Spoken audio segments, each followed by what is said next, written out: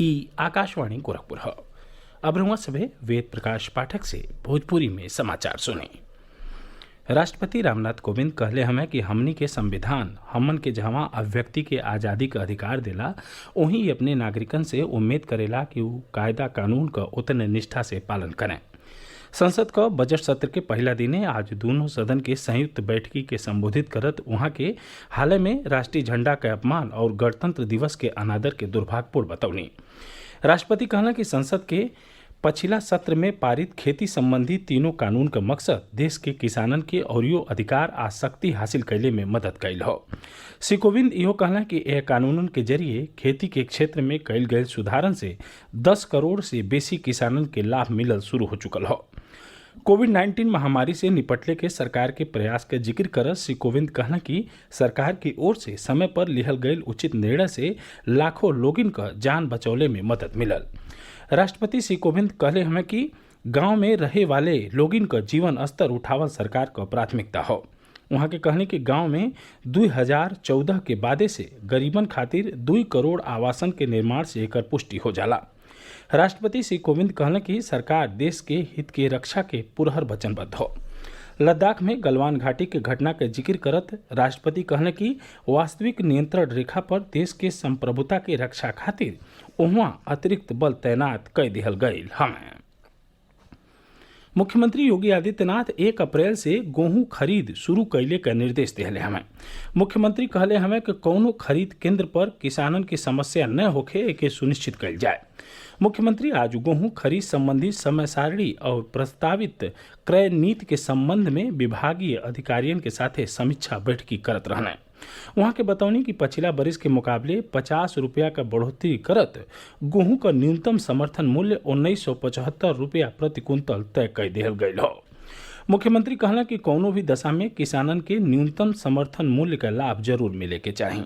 वहाँ के कहने कि गन्ना किसानन के तरियन गेहूं किसाननों के ऑनलाइन पर्ची का सुविधा उपलब्ध करावल जाए।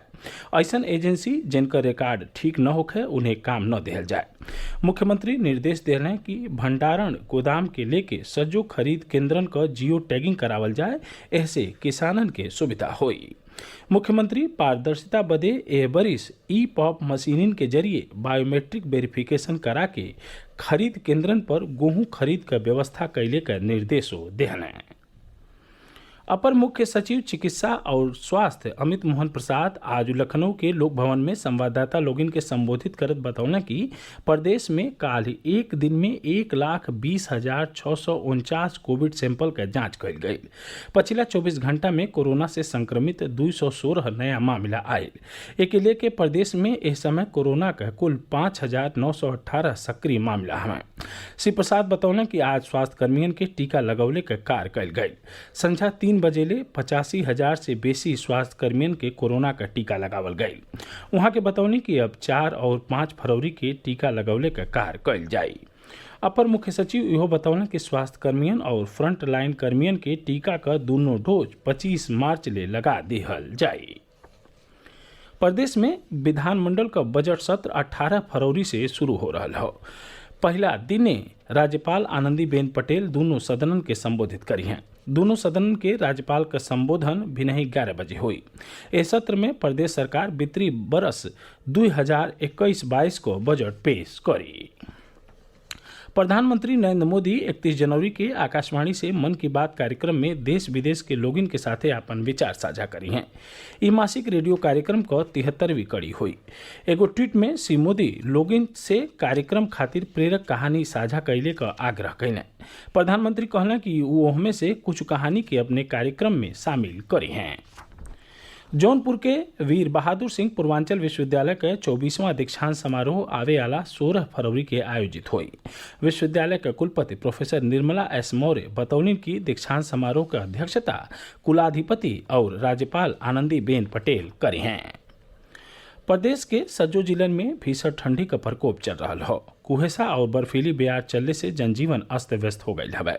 पिछला 24 घंटा में राज्य के अधिकांश जिलन में दिन का तापमान सामान्य से कम दर्ज कल गई। मौसम विभाग अगला 2 दिन ले गलन भरल ठंडी पड़ले और घना कुहेसा का प्रकोप जारी रहले के अनुमान जतौले हवे। एक साथ ही भोजपुरी समाचारन के बुलेटिन पूरा भइल। नमस्कार।